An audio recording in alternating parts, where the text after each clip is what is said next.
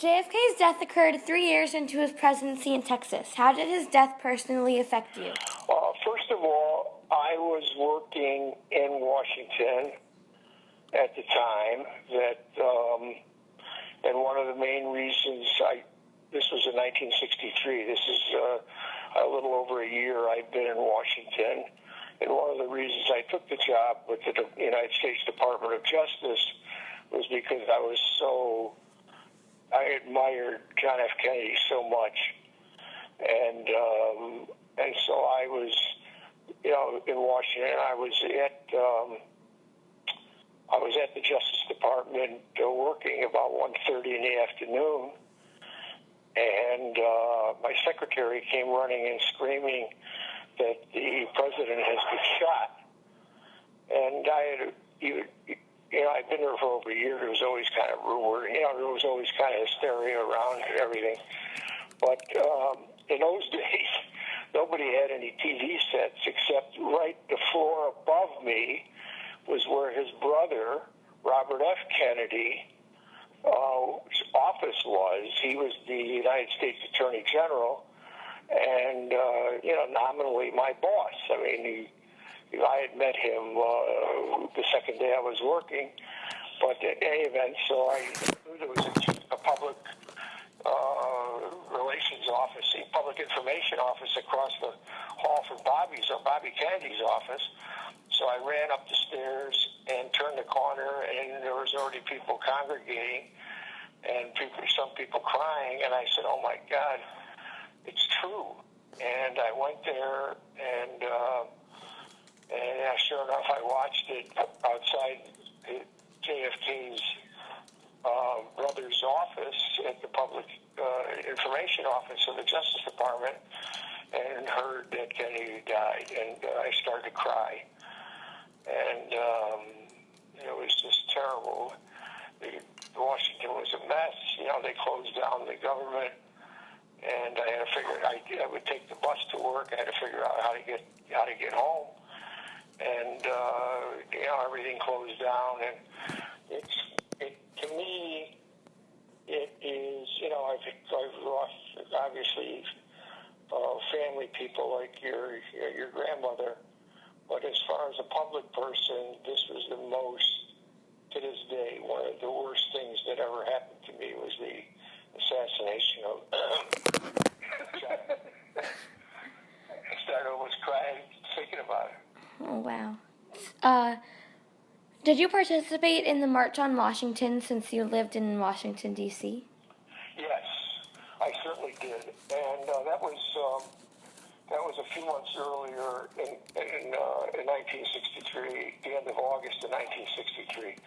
First of all, the first question that everybody had was, do we go to work that day? Because there was going to be over 1 million people, and including a lot of people in civil rights who were angry about how African Americans had been treated, and we were all worried about riots and stuff like that. But I said, the heck with that, I'm going to work. And so I came to work. My office at that time overlooked Constitution Avenue.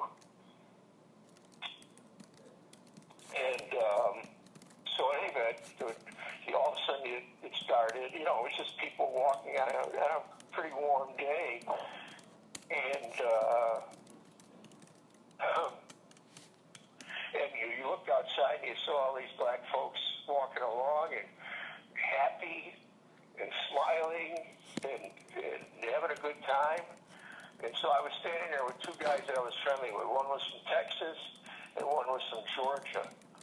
And you wouldn't think that those two guys would be, but we were all had the same kind of feeling. Look how wonderful it is that all these people are out celebrating, and for what was going to happen, that there was going to be a major action supporting civil rights. And so what did we do? After a while, I told my secretary I'll be gone for a while. And I walked from my office on 9th Street and Constitution to the Lincoln Memorial, where the speeches were going to be. And I I always look for myself when there's pictures of the reflecting pool and the Lincoln Memorial. But I stood there with my friends and then heard the speeches, and there were some good speeches and whatnot. But then the most amazing speech was Martin Luther King, and I heard him give the I Have a Dream speech. It was pretty amazing.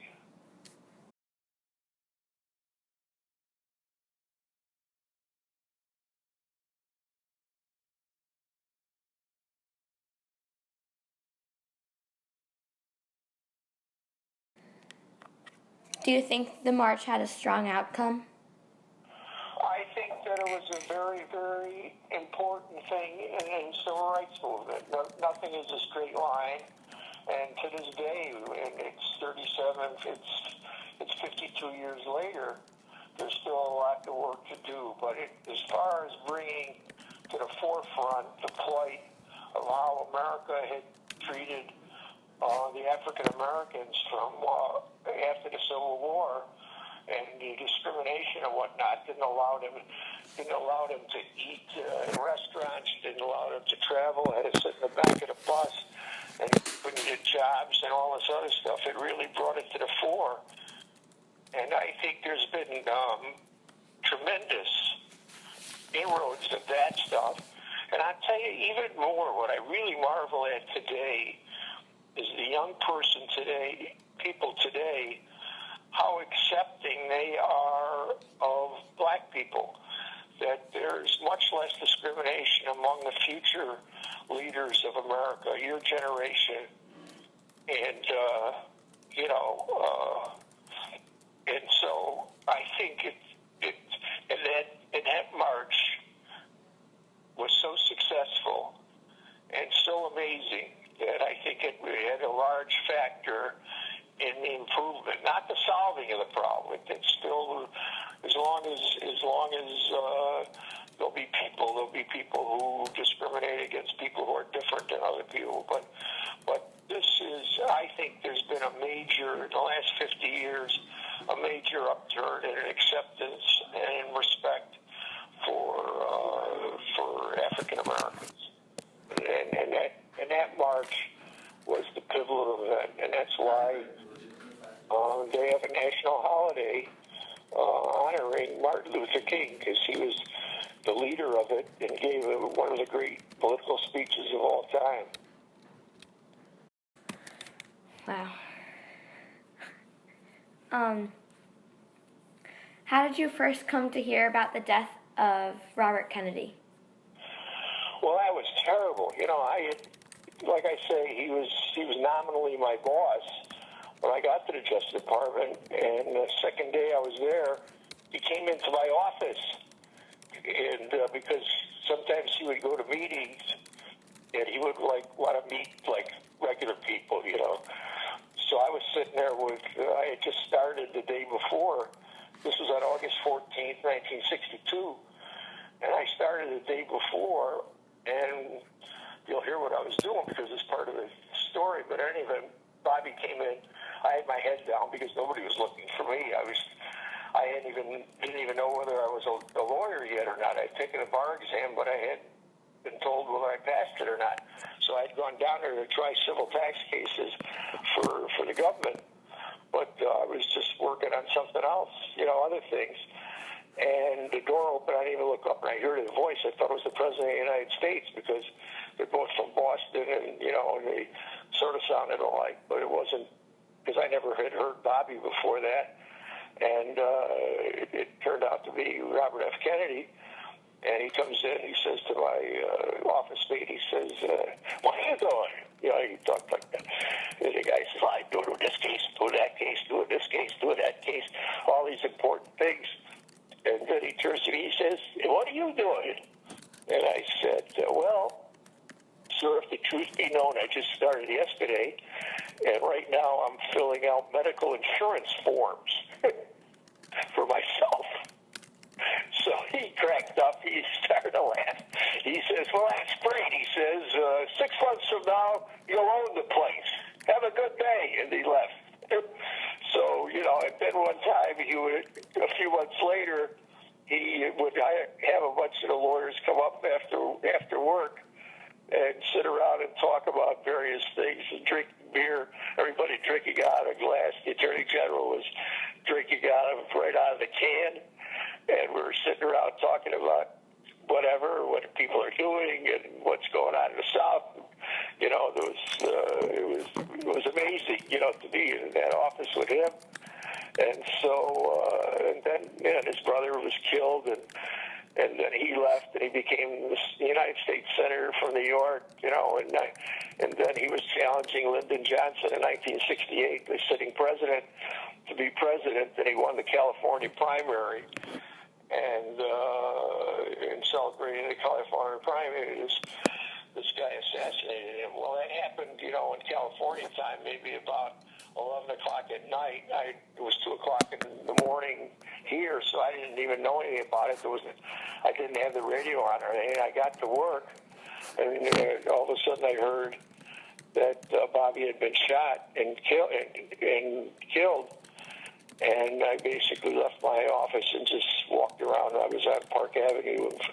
I just took a walk for about 20 minutes just to deal with that news. So that was just horrible. So I sort of feel like, in a small way, I had personal involvement with all three things, living in Washington and then being back in New York when Bobby Kennedy was killed. And so that's why I said before we even started the interview that the 1960s were the most, with the Vietnam War, with the Civil Rights Movement, with the assassinations of these three amazing people. I mean, it just was such a tumult, such a terrible, terrible time. Were African Americans treated negatively where you lived? I mean, they always, whether I observed it or not, I mean, they were always treated badly. They were called names, and they couldn't go to restaurants, they couldn't go to hotels, they couldn't, they were treated as second-class citizens, which a lot of people to this day feel they are. I said it's much better, but it's far from over, and they're still working to limit their ability to vote. It's still going on. The Republicans are running around trying to enact laws and whatnot to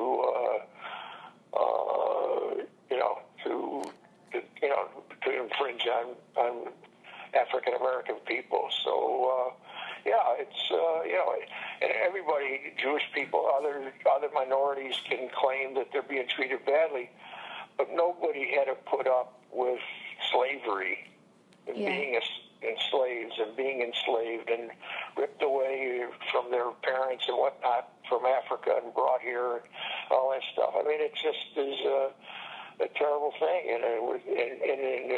and back in those days it was much worse. But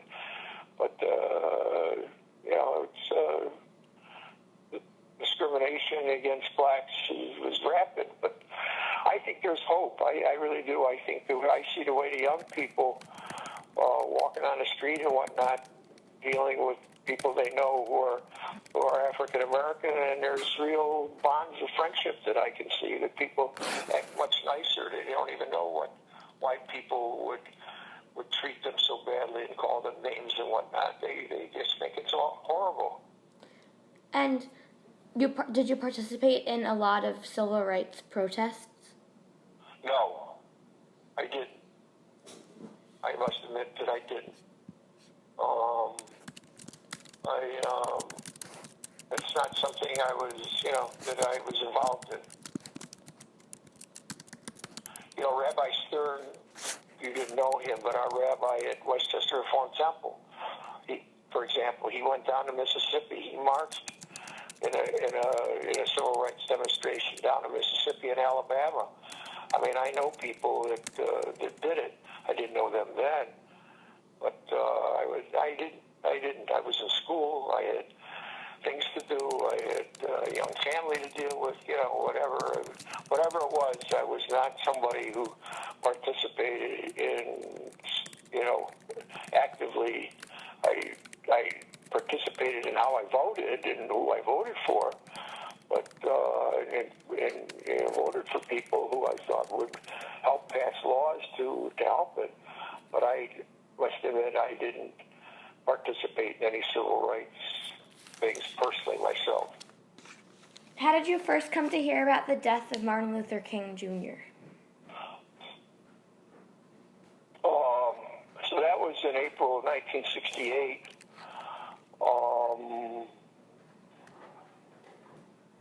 I think I just heard it on the TV or the radio. I mean, I don't really have, unlike Bobby Kennedy and John F. Kennedy, I don't have a specific memory of how I first heard about it. I think it came over the news or whatnot. It was late in the afternoon on a weekday, I was probably working and whatever. And I don't know, I was now in New York. I had moved back to New York in 1967, so I was working in New York City. Unlike people didn't have, you got to remember, people didn't have smartphones. They didn't have a lot of things, texting and all the stuff that goes on today, that everything is instantaneous. Nobody had a TV on. Everybody was working, doing law work, where I was. And so, I commuted to Westchester, like your dad does now, but I was doing it for New York. I'm not so sure when I heard about it, but it was late in the afternoon on a work day, like a Thursday afternoon or something, as best I can remember. And did his speeches affect you personally, or make you change your political or emotional views? Yeah, there was just a lot of demonstrations going on, a lot of marches, a lot of people going to jail, and there was a terrible situation. One of the things that really prompted a lot of action was down in Alabama. There was a sheriff there in Birmingham, Alabama, by the name of Bo Connor. Wonderful person. Oh, yeah. Basically, on the front page of the New York Times, you could see, these big German Shepherd dogs, biting and going after, the demonstrators, the black demonstrators or whatnot. Yeah. That kind of thing. We just learned about Bull Connor. People, those views were hardened, and that was going on. But there was a lot of things. I mean, it was not an issue that I had. And in fact, the Kennedys, Bob, the president and the attorney general, they reluctantly got themselves involved in that because it was because the Democratic Party got so active in helping it that today all of the states of the South, all the states that were part of the Confederacy and the Civil War in the 1860s, all Republican. And it used to be the solid South the other way because Lincoln was a Republican. So from after the Civil War until the 1950s, early 1960s, it was the solid South. The South voted strictly with the Democratic Party. There was hardly any Republicans. Now it's completely switched by what the Democrats did in the 60s as far as advocating the rights for black people and getting the Civil Rights Act of 1964 passed and other important legislation that allowed the Negroes in America to have rights that were guaranteed to them by our United States Constitution. Were any of your co-workers activists?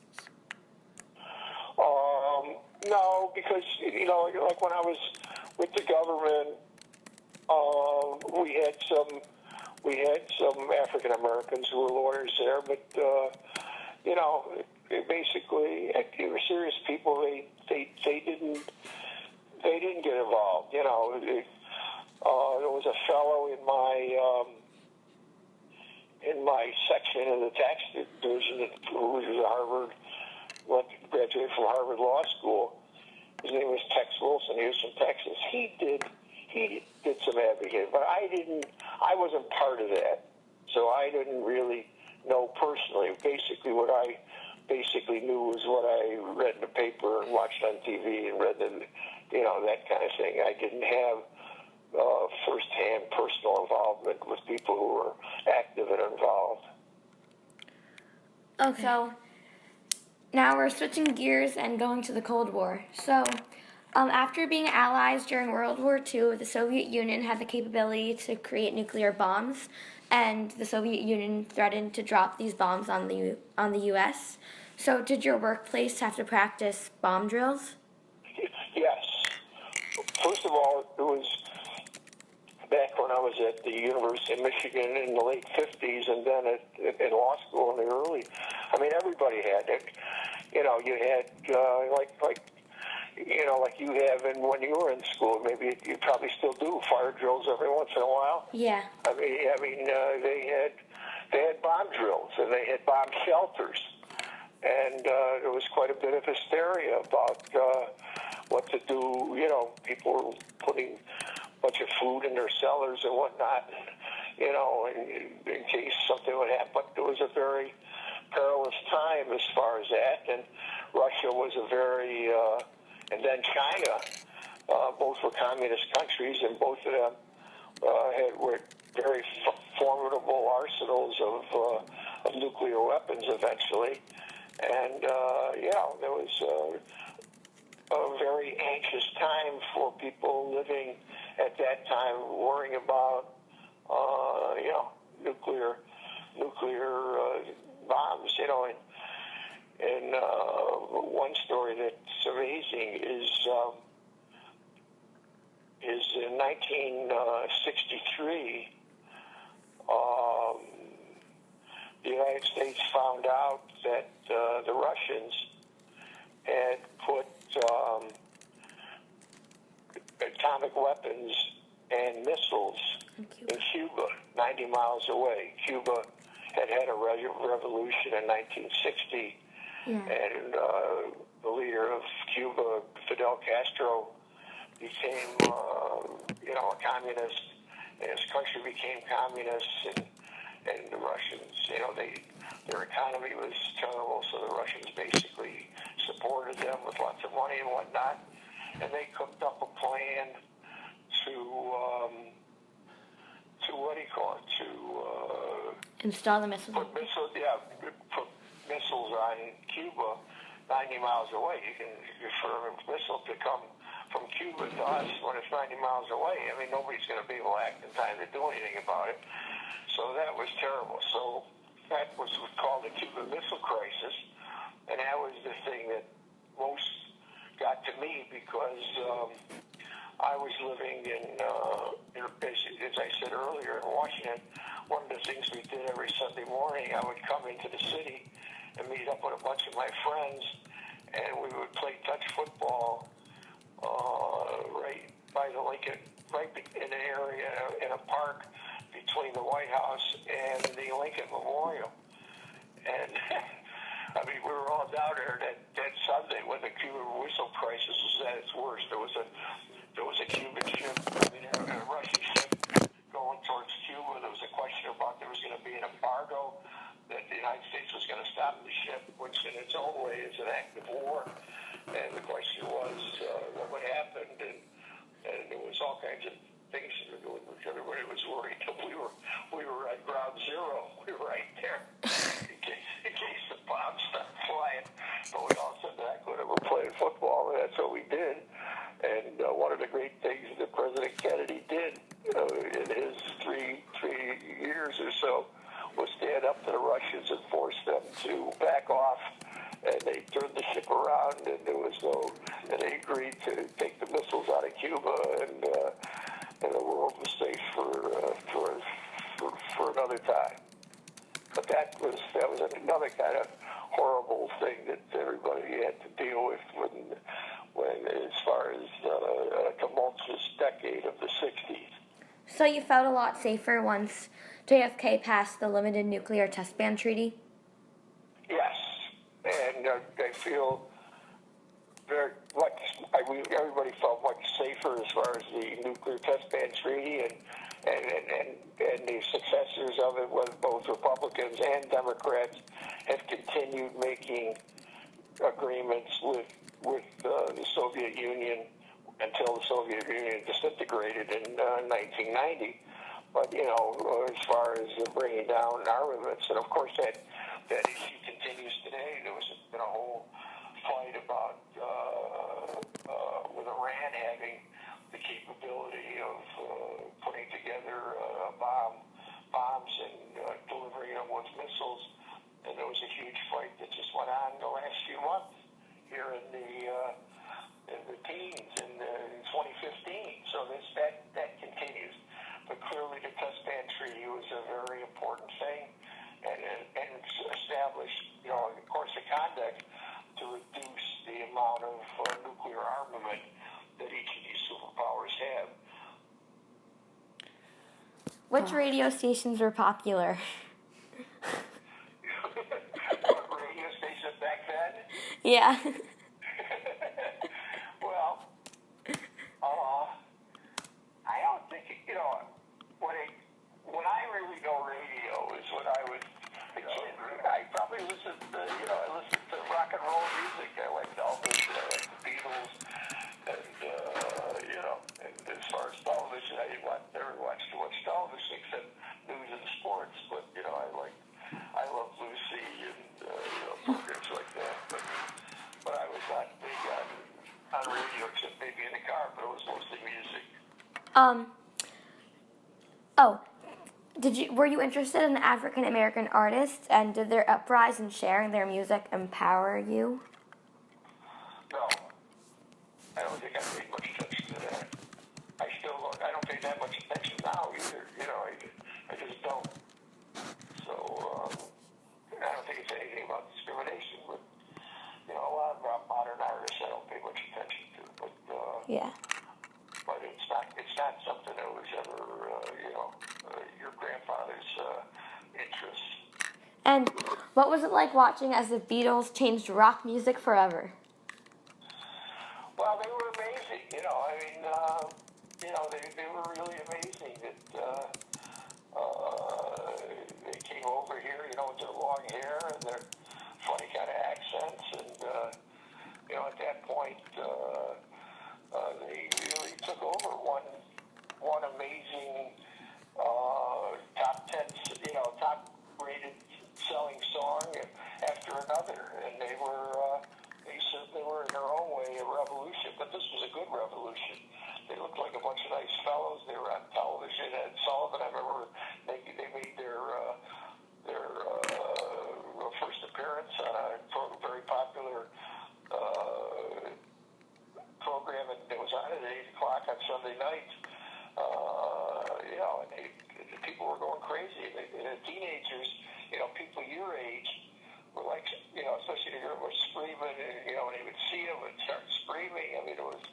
But that was a lot of fun. They were, and they had others, the Rolling Stones and a bunch of people from London, followed their footsteps. But that was a nice thing. Did any of your coworkers have a TV? Yes, everybody had a TV by then. By the 60s, everybody had a TV. It was black and white until maybe the mid-60s. One of the first programs I ever saw, there was Wonderful World of Disney. I don't even know if they have that anymore, but at any event, but by that time, TV really came in, like in New York City, it came in 1948, 49. Rochester, we didn't get it until about 1951. We had one station, but people would sit around and watch the test pattern. They were so excited about TV. But by the 60s, everybody had TV. It was a way that people got news, in a way that people were entertained. And, it was a major thing in the culture of America and the rest of the world.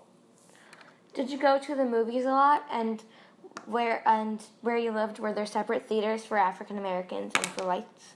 No, where I lived, because I lived in the north, all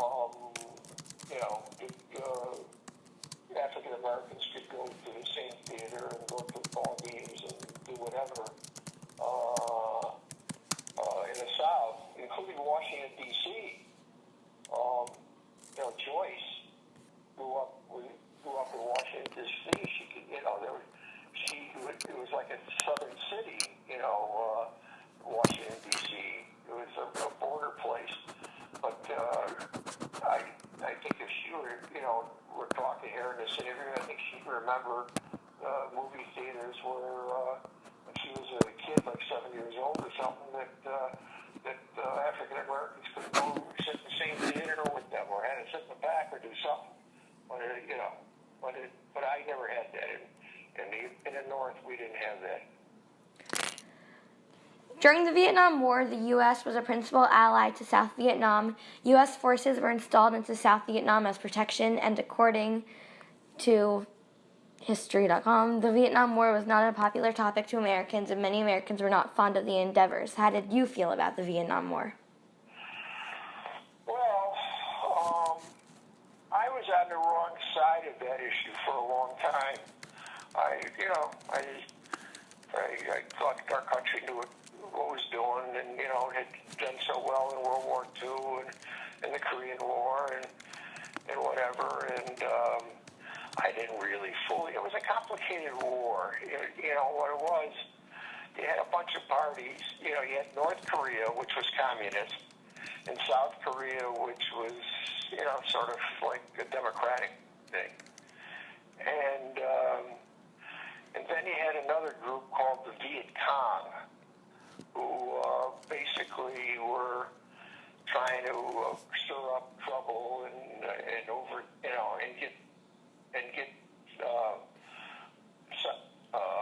South Vietnam, to be under the rule of North Vietnam. So it started off slowly, and we would send them advisors and whatnot, and then more and more accelerated. And what I came to learn by about 1965 or 1966 was that this is really pretty much a civil war. That the leaders in Washington, Kennedy was assassinated. President Johnson, Lyndon B. Johnson, was doing a tremendous job. He was the vice president. After the assassination, he became president, and he did a lot of great things, including the Civil Rights Act and some of the things we talked about a little earlier. But when it came to the war, he treated it like it was a real war, and what everybody feared was that it was like called the domino effect. That like a bunch of, when you get dominoes, if you know what that is, they knock one over, and they were afraid that if they didn't make a stand against the communists in Vietnam during a war, that all of Southeast Asia, all the other countries that around there would become communist, and it was important to make a stand. I must admit, I was persuaded by that, and I was wrong, because ultimately I came to see the light that this was primarily a civil war between the North and the South, and we shouldn't be involved in Vietnam's operations, and so me, along with a lot of other people, became very disenchanted with the war and wanted it to stop. But and there was a lot of people being killed, Americans, the South Vietnamese, other people, the terrible amount of loss for the North Koreans. And it went on and on and on, and it went all the way to 1975. They couldn't stop that war. But it all started in the 60s, which is the decade that you're primarily concerned about in this interview. And it was a terrible thing. But I must admit, I didn't know enough at the time to understand that what the United States was doing.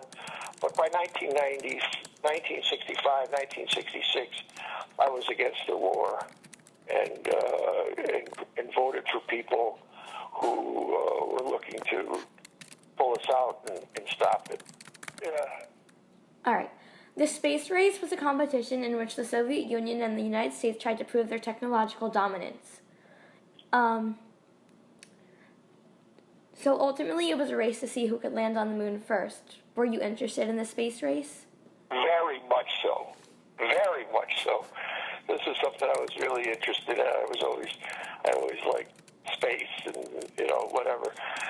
So what happened was you have to get a little before the 60s. And so America, after World War II, ruled the world. I mean, first of all, there was no bombs dropping in America. They were, and they became, the biggest, wealthiest, most influential force for every kind of life or whatever.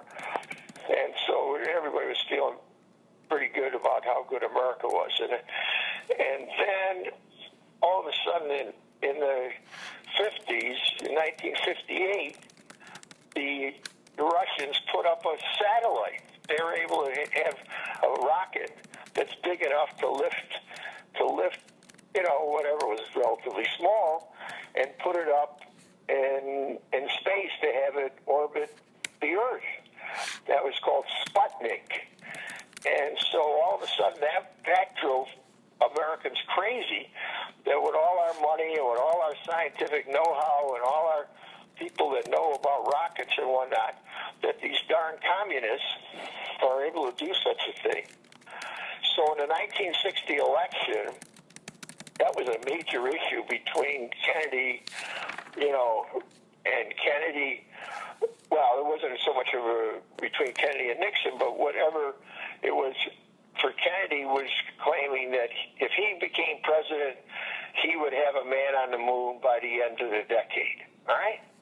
And so everybody said, well, yay, but we don't believe it, And so when he did get elected, we had the National Aeronautics and Space Administration, NASA, and there was a lot of money devoted to build rockets, and they got all these astronauts, and sure enough, by around the time when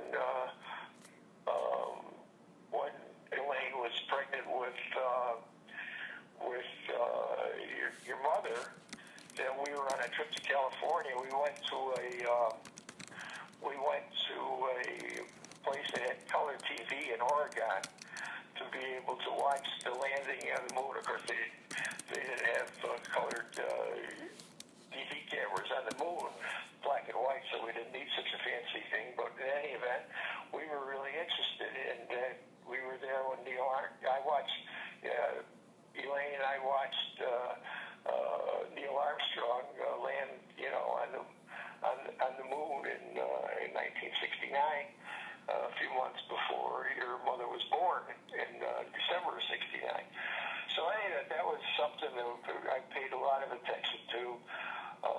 It was a big deal. I mean, I can remember you getting up in the morning when John Glenn was the first American to orbit the Earth in 1962. I mean, it was a real happening. It's something I was very interested in and very proud that JFK, President Kennedy, was able to maintain his promise to get somebody on the moon by the end of the decade, end of the 1960s. He made it in July of 1969, 3 or 4, like 5 or 6 months before the end of the decade. Do you think the space race was one of the main contributors to raising tension during the Cold War? No, I don't think so. I mean, at the beginning, people were fearful when Russia had it, but ultimately, when we started doing it, I just think, as far as the space race is concerned, I didn't feel that was a major thing. I thought that was more a battle between communism and their ability to do something like that, and democracy like ours, and our ability to do that. But I didn't think that was in there at the same kind of level by any means, like the Cold War and the nuclear threats. The Peace Corps was created by JFK and enlisted volunteers to 2 terms of service. Volunteers travel overseas to help those in need. Did you participate in the Peace Corps? What was the question, honey? I know the Peace Corps very well. What was the question? Did you participate in it? No. I mean, they didn't need lawyers over there. It was primarily Africa where they sent them, but all over the world. It was a wonderful thing. It was part of his platform in 1960, President Kennedy's platform, and he appointed his brother-in-law, Sergeant Shriver, to be the first head of the Peace Corps, and it was really a great thing. It raised a lot of peoples in Africa and Asia and whatnot who got helped by these young people and the people with technical skills to help build and health things and whatever. That was really a wonderful thing that, I think it still exists to this day. Yeah. But certainly in the 60s and 70s, it was a major thing to help the rest of the world appreciate the United States of America. And did you know anybody personally who volunteered? Yes. Yes, I knew a few people who were Peace Corps volunteers, and every one of them thought it was an amazing experience. During the 1960s, the prices of cars, homes, gas, etc. went up by a noticeable amount. What do you think caused this change? Anything in particular?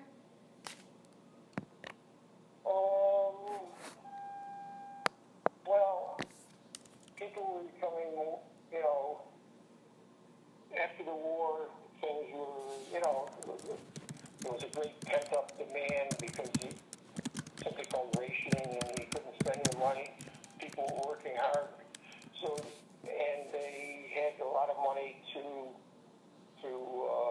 spend, but they weren't allowed to spend it. And then after the war, you started to have big improvements in consumer goods like cars and refrigerators and all kinds of things. So there was a lot of money chasing a lot of goods and services, and sometimes they became scarce, and with that, prices went up. But they were held artificially low during the war and into the 50s because people, first of all, didn't have the money or couldn't spend it, and secondly, the big companies that manufacture all this stuff were behind the 8 ball and technology and whatnot and didn't have it together. And it took a while, but once they had all these goods and services, with a lot of money chasing it, the prices of things went up. And so you think the quality of the production of goods inclined? I don't know. I think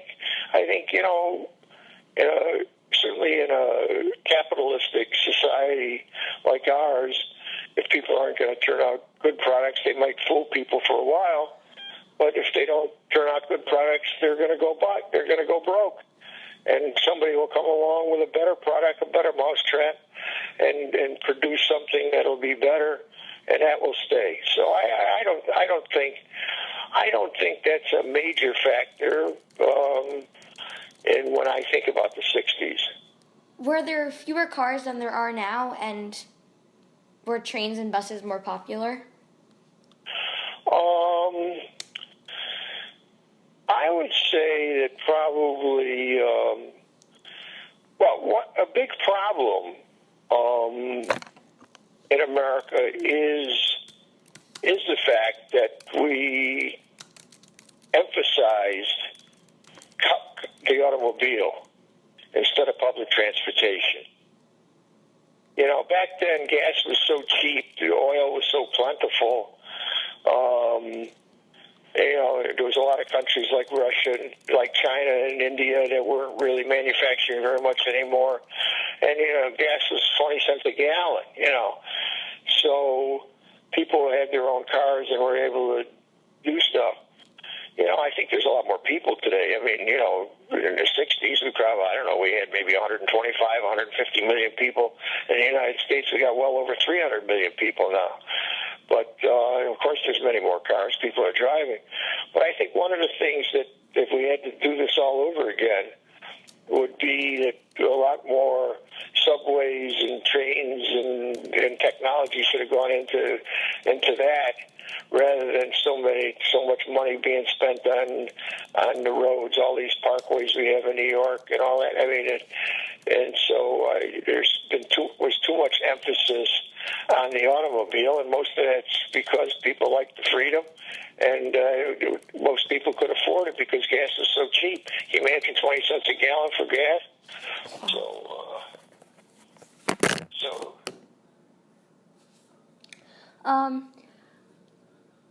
How did your job and your experiences during the 1960s mold you into who you are today? Yes, very much so. That was an important period of mine. As I said earlier, I was in school for college for 4 years, and then law school between 1955 and 1962, and went into the workforce in 1962, where for the next 50 years or so, I was a lawyer. And I got my basic training then, but there's nothing like actually working. And the 60s were a period where I really learned what my trade first for 5 years with the government, and then when I came and worked in private practice in New York City. It's said that the 60s started out as a golden age, but then became a train wreck as the years passed. Do you agree with this statement? Well, I don't know if it's a train wreck, but certainly the kind of things we've been talking about with the terrible assassinations and the effect on the culture of America and other things, the Vietnam War, a lot of the things that you've been raising and asking questions about, and what I've been commenting on, happened in the 1960s, and whether it was a train wreck or whatnot, it got us ready for the 70s and 80s and 90s, and it's part of it. But it was a very difficult time, and whether it was a train wreck, it was plenty bad. Maybe a train wreck is right. But it was a very difficult 10 years. What are some important moral lessons you learned as a result of the events you experienced in the 60s?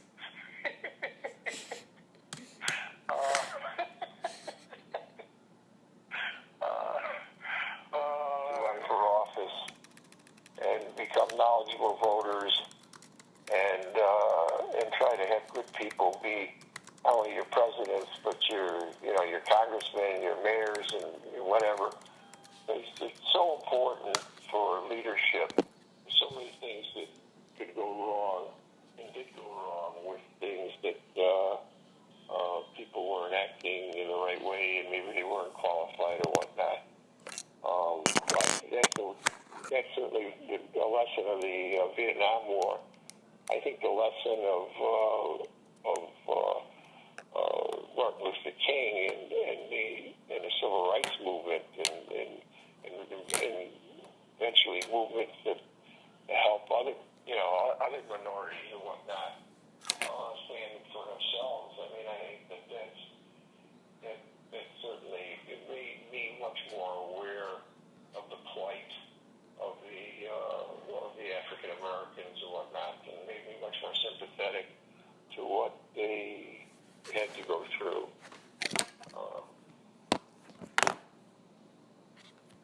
I think it's important for young citizens like you and your people in your class to pay attention to these kinds of things. History is very important. Politics are very important, because somebody's got to make the decisions that affect all the, so many of the people. And it's so important to have good people in there doing it. Some of the people that we have now are not good people, and really are being very obstructionist and whatnot to the detriment. And I think that people should pay attention to what's going on and demand that good people run for office and be elected and support them. And I'll talk to you soon, my dear. All right. Love you, Grandpa. Love you, Annie. Bye, hon. Bye.